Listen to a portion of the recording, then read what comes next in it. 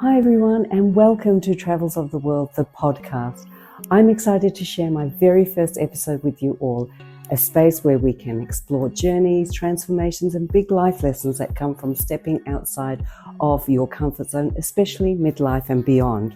So today I'm excited to welcome my first guest, Mr. Kushal Roy, a global entrepreneur, cross-cultural navigator, and a seasoned traveler whose passport is probably more stamped than most people's dreams. For over 2 decades, Kushal has built successful businesses across Asia, the Middle East, and Europe. He's constantly on the move, adapting to different cultures and collecting powerful lessons along the way. Nice to see you again. Nice to see you too. So basically, we're just going to have a candid chat about travel and your life. And, you know, we're in this 50 age group. And as we reach this age group and beyond, this chapter of our lives starts taking on a new meaning. It's no longer about ticking off destinations. It's more about depth and reconnecting with ourselves in ways that, you know, perhaps we've never expected. So, so Kushal, so let's get started. Just wanted to kick off with something personal. I wanted to ask you, what inspired you to start traveling more actively after the age of 50? Well, thank you, Angela, for having me in this podcast. I had been an avid traveler. I mean, if you would ask me this question, I have to go back 30 years back, you know, when I started traveling extensively across the globe. And that was actually part of my profession. I'm basically a mechanical engineer, and then I did my post-graduation in international trading from Indian Institute of Foreign Trade, New Delhi. So that is the profession I chose, actually, you know. Okay. So that I would be doing international marketing. And that's how it gave me an exposure and an opportunity to start traveling across the globe. So it's not that I have started traveling post 50 or post 58 or whatever. So I had been traveling, and now it has become a sort of a habit with me. Yes. So and in fact, it has become something like this, that if I do not travel out, maybe in a year or in a 6 months time, I start getting a bit suffocated, you know. So Totally agree. So Totally. And now I'm pacing out my visits, you know. Previously, it used to be a touring every month, you know. So for that matter, you know, I know the Dubai airport just like that, you know. I know where the gates are and things like that. I mean, what I'm trying to convey is the fact that that was the sort of frequency of travel that I would make, which made I could read the Dubai airport on the like my palm, you know. So it was something like that. But anyway, coming back to your first question, see, now our visits post, say, 55, post 58 are much more easy paced and much more planned because we cannot afford to be so much adventurous now, you know, for obvious reasons, for obvious limitations. So that's how we plan out our vacations and all, and and that's it. Yeah. So it's more intentional. It's like slower travel than it used to be, adventurous, especially in this half of our lives. I totally agree, because that's where we're heading. We used to be like traveling all the time. I still travel, but it's now intentional. Like, we know that we have to take a day off and just enjoy the place, right? So what's your travel experience that completely threw you, you know, something that didn't go to plan but ended up being like unforgettable? Like, is there a memory that you have? No, I had plenty of such occasions where, you know, things wouldn't go as per plan. You missed out one of the regions where I used to travel as a a businessman, as an entrepreneur, as a professional, that is Africa. Now, Africa is extremely beautiful, but at the same time, extremely uncertain. And you come across a lot of surprises when you are traveling in Africa. But having said that, my first problematic tour was when I traveled to Oman. Say, for instance, when I would travel out, to generate business for the company, I would plan out, say, for instance, if I'm traveling to Middle East, I would cover Dubai, I'd cover Saudi, I'd cover Oman, I'd cover Qatar. So it will be a sort of a loop. It will be a circle, Kuwait and all. Yeah. So first time, and during those days, we didn't have all those, the high-tech gadgets with us and all that.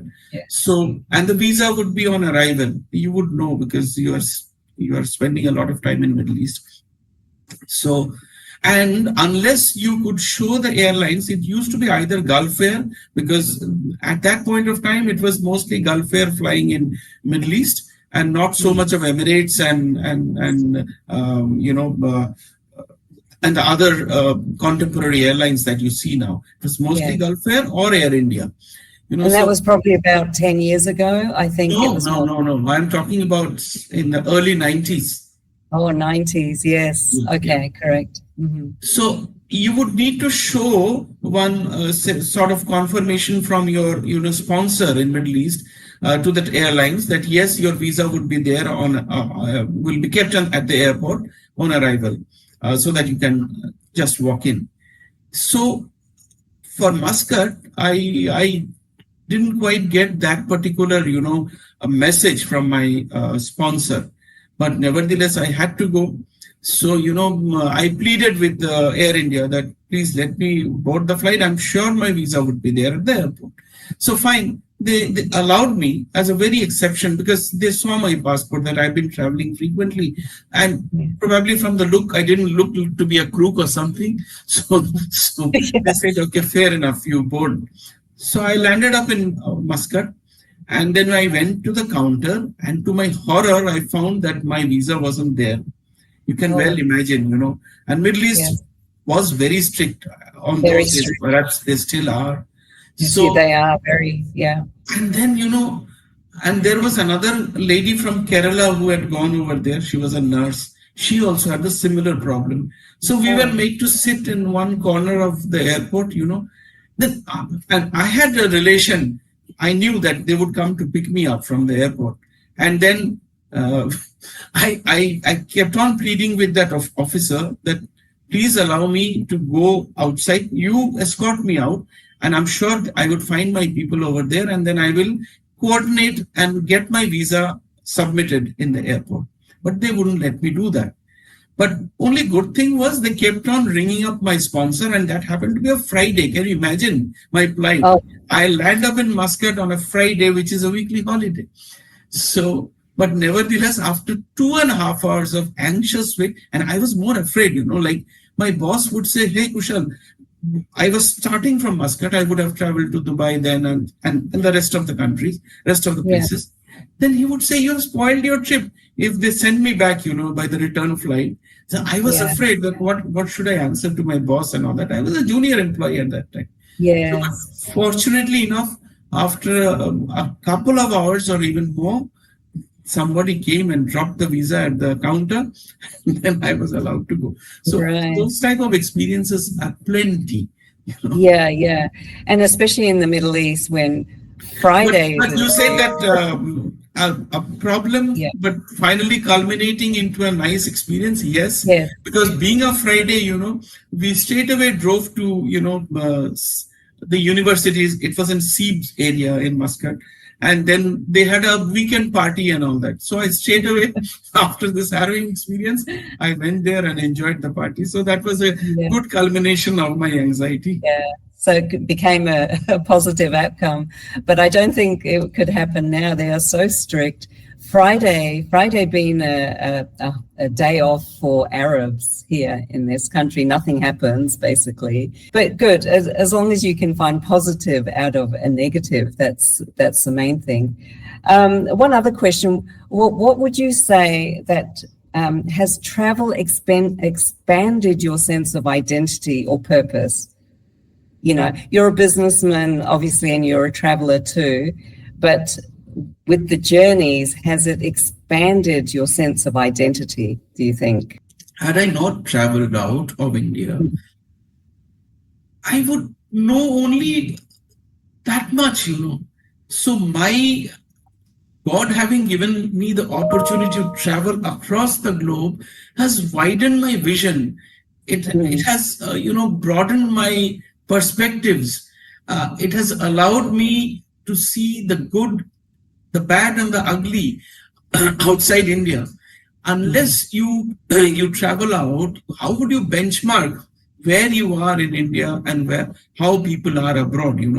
See, Angela, not all countries are like, say, Europe or America or very highly developed. Especially so, I have traveled extensively in Africa. So then you would know that, how better I am in wherever I stay, So unless you see the poverty, unless you see the chaos, unless you see the orderliness, you wouldn't be able to compare, So from that perspective, it has educated me a lot, keeps on educating me every day. And I learned so many things. And it has added to my compassion, to my empathy. When I look at people who are not so, privileged like we are, I'm not talking in terms of monetary terms only, but privileged in terms of the infrastructure we have and the lack of infrastructure that they don't have, then you really start feeling for them. That we keep on cribbing that, I don't have this, I don't have that. But when you see these people, then you start believing that how lucky we have been, So that broadens your perspective. Infinitely, I would say. Yes, yeah, definitely. And then we start taking people for granted or things for granted. We can really put them into perspective. So what were some of the biggest challenges you faced adapting to local business cultures? Yeah, there had been a lot of challenges. See, to begin with, I hope you wouldn't mind if I'm discussing about my pre-50 years days, because unless I take you along from those days, I won't be able to make a justice of this interactive session. See, when I would first travel to my first ever travel as a business person, 1989. Now, at that time, the image that India had was not very good, Like, say, for instance, we as a vendor of a particular product that I was going to sell, we would be, considered that, he's yet another Indian vendor. Okay. And why not? Because they would say that you show some samples, very good samples, but when it comes to the actual supplies, they're not even nearer to the samples that you have shown. So there were a lot of, negativity coming along with an Indian vendor during those days, vis-a-vis, vendors coming from Europe. And, Middle East, they always have a fascination for Europeans. So I had always faced that. So we were there, even the Chinese vendors, the Taiwanese vendors, they were considered better than us. But over a period of time, the image kept on changing. And today when we travel, we travel with conviction and we are respected, that no, they are not one of those vendors that's how they would, tell us. But no, things have changed over a period of time. And now we go with a lot of more confidence because the image of India has also developed. They consider us to be very reliable people who stick to their words and things like that. Of course, there are black sheep everywhere.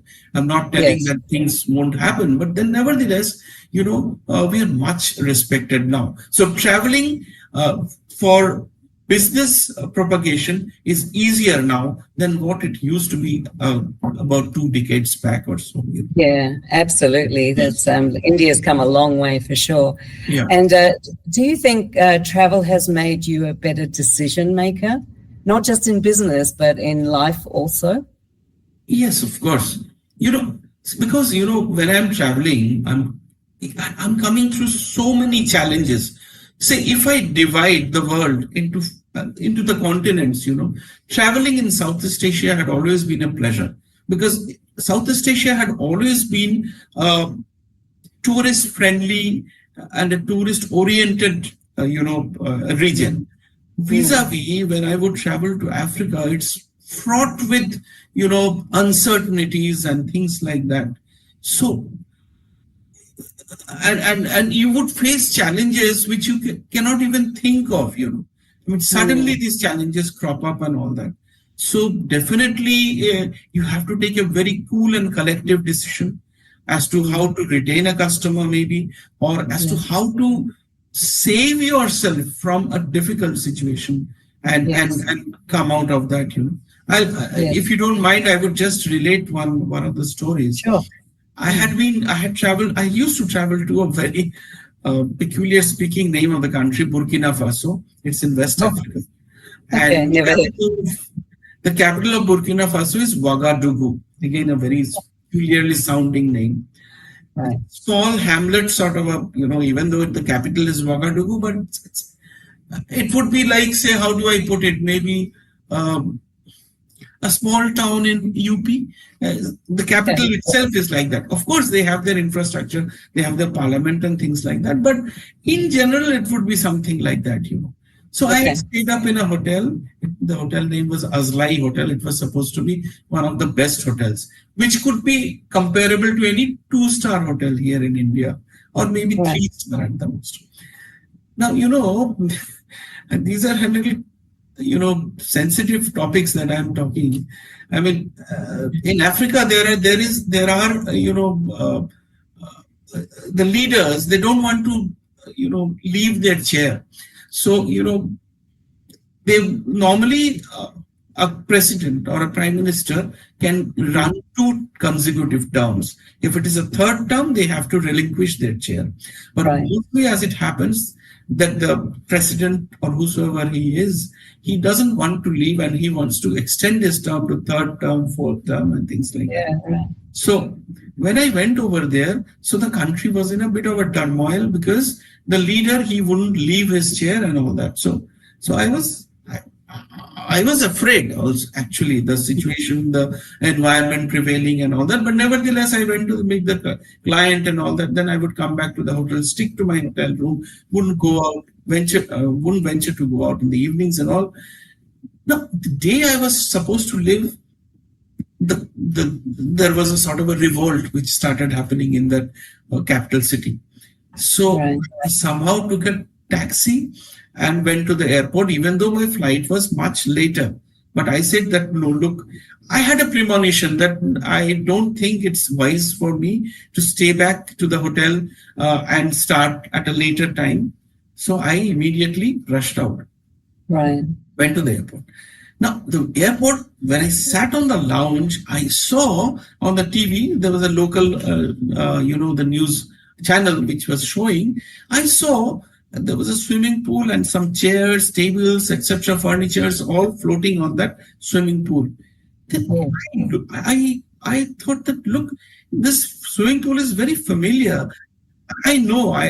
Then I later realized that I was staying in that hotel and some of the ruling party MPs had been staying over there. So the crowd, the janta, they had gone there, ransacked the hotel, thrown those guys out and put everything on the swimming pool.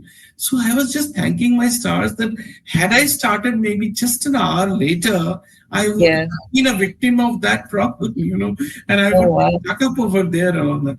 So these type of experiences galore. And so anyway, so what I'm trying to convey here is the fact that I took an impulsive decision of leaving the hotel much earlier. So, so that these sort of situations make you more mature. These sort of, Yes, and to analyze and to take a quick decision, So yes, these right. help, these situations. Yeah, definitely. So, how many years did you spend in Africa in your businesses over a collective 25 time years. or? Yeah, right. That's a long time, right?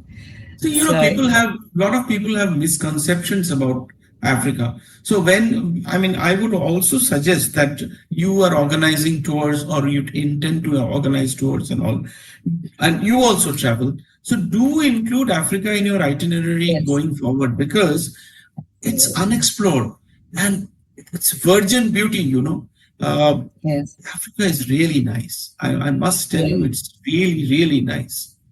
Yeah, that for sure. That's definitely on my bucket list to explore more of Africa, and that also brings us to cross cultures as well.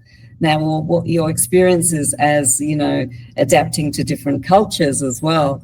How did you or did you face any problems with that with different your culture and their culture? You've got to have empathy. You've got to have understanding. All this sort of thing.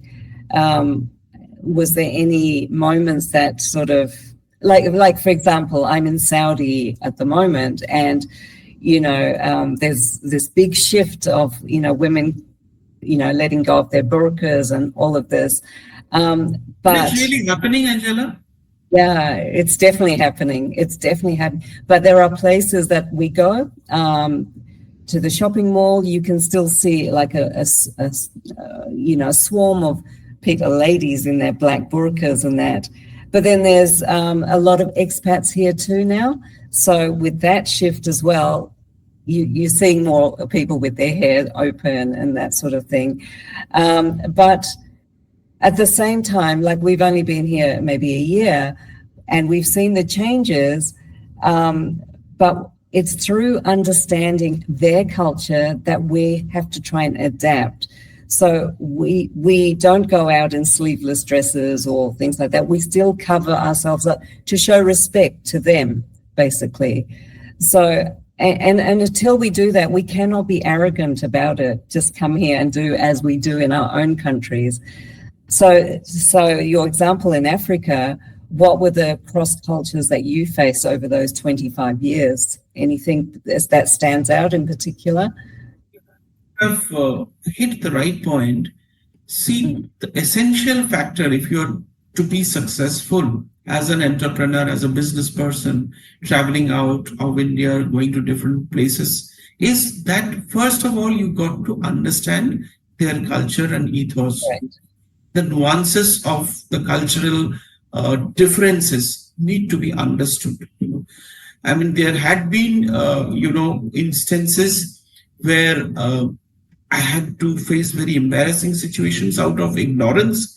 So that made me learn that no, look, you have to adapt to the culture of that particular country wherein you are going, be as a visitor, as a tourist, or be as a business person. I appreciate what you have tried to say. I had been to Saudi many times. So, you have to respect, even though it may be a forced thing coming out of you, but then yes, you have to respect the culture and all that. You cannot afford to, antagonize or hurt their feelings, by being arrogant or by being very aggressive, in terms of dress, in terms of how you speak, how do you do things over there. It matters, yes, and you should do that. So, for instance, Africa especially is a very slow moving continent, Now, if you would like things to happen overnight, it will not happen. You have to be extremely, extremely patient for things to, unfold the way you would like to. So if you are going on a business trip and if your boss thinks that you will come back with a huge amount of business in the very first trip itself, no, it will not happen like that. In Swahili, the language being spoken in East Africa, there is a word called pole pole. It means slowly, slowly. So everything in Africa is pole pole. So you cannot try to overstep and accelerate things the way you would wish to. Here in India, you get this done, and we will have to get this done. But in Africa, Yeah. it will not happen like that. You have to understand and respect their feelings. If you are going and poking them every now and then that, look, where is my order? Where is my order? Things will backfire. So Yes. these are the things which you need to understand very well. I'll give you a live example. Airtel India moved over to Africa, and they purchased Zen. You must be knowing the Zen Telecom Yes. Group, which is Correct. basically, it was a Saudi-based group, if I'm not mistaken. Yeah, I thought it was. I thought it was stemmed from here, right? Yeah. So Airtel purchased Zen, and there are 19 operations across Africa. Now, you see, in India, we are used to working overtime, working into late nights and things like that. And then when they went to Africa, the staff were local staff. Okay. So they thought that they would replicate the India model in Africa also. But that backfired, because people they're very easygoing people, easy-paced life they're used to. And then say the bosses from India, the expats, they said that, no, I need this report by tomorrow morning, this, that. It didn't happen. It started backfiring. And they realized after a year or so that no, the same business model will not work over there. So then slowly they started adapting to that African culture, and they started employing even African, people at senior level and all that, so that the disconnect is as less disturbing as possible. So that is another example. What else? So these are the factors, and yes, you cannot afford to hurt anybody's feelings and all that. That's true. You have to respect their culture. You have to behave like that. See, I'll give you a very interesting thing. When I first traveled to Tehran, so way back, it was by that time the Khomeini era has started and all that. So I was wearing a tie wherever I was going to all the offices and all that, because that's how when I travel out, I normally wear a tie in a business trip. So everybody was looking at me very strangely. I said, what wrong I have done? And I was clean shaven. So then one of my distributors, he was a local Iranian. So one of my distributors, he said that, look, Mr. Roy, your first thing, you are wearing a tie, please take it off. Nobody wears a tie out here. And you are clean shaven. People you see, they're all half shaven over here. So that was a disconnect I was creating without knowing. So then next time I would travel to Tehran, I made it a point not to wear a tie, number one, and then and not to do a full clean shave. That was second one. I wore a tie. It was in Sudan, I guess. I wore a tie which had camels, picture of camels all over the tie. Yeah. They took a lot of offense. It seems that camel putting on a tie or something is religiously not done, sort of a thing, something like that. So I never knew this, but I learned. So next time I made it a point not to carry that tie in Sudan. So these are learning I've been learning things, and then putting it into practice later on. So yes, cross culture, it's extremely important to know. Again, one more thing, during Ramzan, if I would not know and call somebody for a business meeting for lunch, that would be sacrilege, So you have to be extremely careful about this. That normally say when you are in a business travel, you normally invite people over lunch or dinner and all that. So and discuss business over the lunch table. But if during Ramzan, the holy month of Ramzan, you go and ask somebody that you come and join me for a business lunch, it's not done. So these are the things which you need to keep in mind. Yeah, so it's about awareness, isn't it? And as we progress in this journey of ours, we become more aware. You know, there's certain cues that we have to take. We can't just jump into something without knowing, you know, because it's somebody else's country. You know, we Yeah, need to adapt to them. absolutely, Yeah. absolutely. The word they use here is inshallah. Inshallah. You know, like as much as it's frustrating, we want the banking done quickly, whatever. But here it's I think it's there. God willing. God's God, yeah, God willing. That's right. Inshallah. It's great. So the other question would be, have you ever had someone go out of their way to help you when you didn't even speak the same language or understand the local lingo or whatever? Is there any example you can give where sometimes See, it's just body language, I guess? Yeah. See, I had been traveling to West Africa, and see, Africa you can divide as Anglophone Africa and Francophone Africa. So Right. the eastern part of Africa is mostly Anglophone, where the British had ruled. And when you move to Francophone Africa, it's more in the western part of Africa, where the French have ruled. Well, Right. you know, one thing I must say that wherever the British had ruled, at least they did something good, you know. But the French, wherever they have ruled, they have only fleeced the, you know, the natural resources, the people, and all that. They've done nothing. So when you move to French-speaking Africa, it's much more backward infrastructurally in terms of education, everything put together, except perhaps Tunisia, Morocco, and Algeria. Mm. But so yeah, so when I had traveled to where is it? Hold on, Ivory Coast. Yeah, Okay. it was a French-speaking country. So when I landed over there, so only one contact I had was I had a junior of my institute in Institute of Foreign Trade who was working for a company called Olam. They had their offices all over Africa. So he gave me one number of one local guy who used to work for Olam. He was a local guy, not an expat or anything like that. So Yeah. once I landed over there, so he was there at the airport to receive me, and I couldn't speak a word of French, you know. So and the signages, everything was in French. I couldn't understand anything. So then he came and picked me up and all that, and he took me to the hotel and all that. And thereafter, he kept on helping me as and when required. And I'm really grateful to him. He went out of the way. But here, my story doesn't end over here. He was, at least there was one connection that my friend, he was a employee of Olam, and he is also an employee of Olam. So that's how he connected and he helped me out. Then I was traveling from Ivory Coast to Gabon. You know, Gabon is again a French-speaking country. Right. Then he said, okay, I said that, look, I don't know how would I really travel in Gabon, go to various places and all that. I know nobody.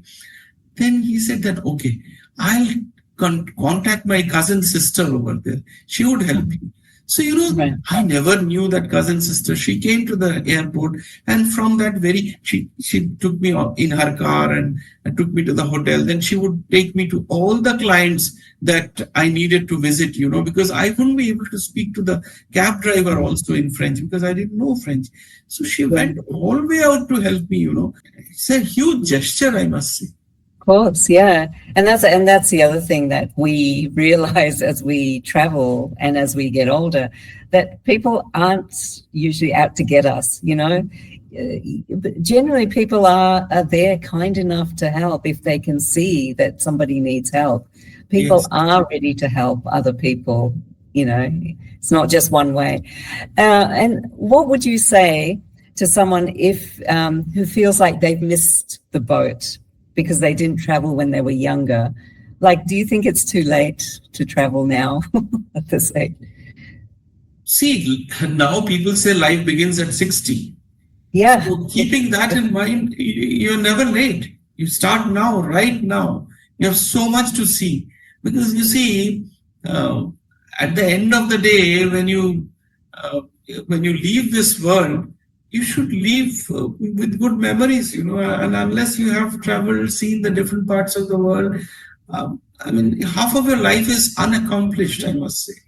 I mean, Yes. those who can afford, of course, everybody is not that fortunate and lucky, to get an opportunity to travel abroad.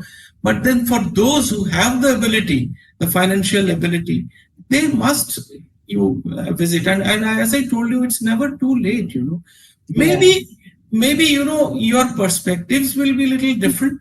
You will have, maybe if you're traveling to a country, especially to a country where language is a barrier, you need to travel in a group. I would advise that you travel in a group. And yes, again, when it comes to group, it has to be, if given an option, a much more homogeneous group rather than a heterogeneous group. Because Yeah. if it is a homogeneous group, if you tag along 6 friend families of yours, and then we approach, say, Angela, now plan out a trip for the six Yeah. units and all that, and you plan out the trip, customize the trip. That is the most ideal way of traveling now, rather than going in an assorted group tour. Of course, Yes. people do that, and I'm not telling that they don't enjoy by doing that. But if it is a homogeneous group, it makes things much more easier. That's Otherwise, right. every day I might say that no, I don't want to go out at 9 o'clock so early in the morning. I want to go at 12. Somebody might say no, 6 is a better time. So, Yeah. so if it is a homogeneous group, it helps. Yeah, and obviously, then you create a group, like-minded people who want And, to and, kind of and, do the same and thing. Yeah. one more thing. Say, for Mm. instance, uh, I have joined a group organized by Thomas Cook, and I'm traveling to, say, Switzerland. In the group, it's a group of 20, and there would be Mm. different type of people and all that. Out of that 20, you would find that you are starting to cling to 5 families Yes. together, because their frequencies are more or less matching with your frequency, Yes. your thought process. So that splinter group of 5 can form a group for the later group travels. So Yes. Yeah. that's how a homogeneous group could be built, even amongst unknown people. Not always necessary that you have to have your group of known friends only. So these type Yeah. of Absolutely. permutation combinations will also work. So then, what's your take on solo travel? If you were to travel by yourself? Solo travel has its plus and minus. See, Mm. if you're in a group tour, you have to abide by certain timelines and things like that. If you are a solo traveler, you are independent, you are on your own. You go to a hotel, you feel like that, no, I will laze by the swimming pool the whole day, or just sit in the lobby area and just enjoy with a book in my hand and all that. You can afford to do that. Mm. You are on your own. You plan out your own day, and pace it as you would wish to. So solo travel has its positives also. The only hassle of a solo travel is if you're traveling to a country where language is a problem. So there, solo travel could be a bit of a difficulty. Otherwise, Mm. solo travel is very nice. But when you mean to say solo travel, do you mean just me alone, or me and my wife, or something like that? That sort of Um, solo, or a single person solo? yeah, just a single person where that means your mindset is very adventurous. You just want to go and just go with the flow, whatever. You meet people, you make friends along the way. Like, you don't have any agenda, you don't have Not for anything. backpack traveler, right? So Yeah. yeah. That has its own charm, of course. Mm. Say for instance, I had been a solo traveler only because in my business travel, I wouldn't be taking my wife, I wouldn't be taking my family. I couldn't, rather. So Yeah. I would travel alone. So my enjoyment would be on the weekends. The weekends, the offices will remain closed. What do I do? So I travel, I befriend somebody local, Yeah. try out some local cuisine, which is a must. If you're Yes. traveling, you walk, because unless you walk, you wouldn't have a feel of that particular place and all that. So if you're always Correct. hopping in a cab, you wouldn't have the feel of that place. So Yes. you sit in a local pub and try to talk with the people around. Then Yes. you will mingle and mix with the local crowd and all that. So that's how Yes. you will know the country, know the culture and all that. Yeah. So there's the advantage. When you're in a group, you're sort of bound by everybody else in that Absolutely, group. absolutely. When you're on your own, you're forced to look for those answers yourself and, create those memories. Yes, Yeah. yes, yes. Yeah, solo travel has its own charm. Yes. Yes, definitely. Yeah. And I still don't think it's too late, even in our age group, to do that. I think No, it's not late. No, it's not late. As long as you are fit enough, yeah, it's never late. Yeah. sure. Yeah. Okay, Kushal. So it's time for a bit of fun. It's called rapid fire, this round, and we call it passport and personality. So I'll just ask you a few quick questions, travel related, and just say the first thing that comes to your mind. Okay? Yeah. Cool. Here we go. So the most beautiful airport you've flown through. The most beautiful airport. Delhi Airport. It's in East Timor, near to Australia. Oh, Delhi. Oh, okay, not Delhi. Delhi. Oh, Delhi, Dilli. It's Right. a quaint airport. It's not a flashy airport, but it's a quaint Right. airport with tin roofs and all that. Beautiful one. I mean, I loved it. Wow, that's Very interesting. unusual. Yeah. It's very unusual. Yeah. Country with the best food.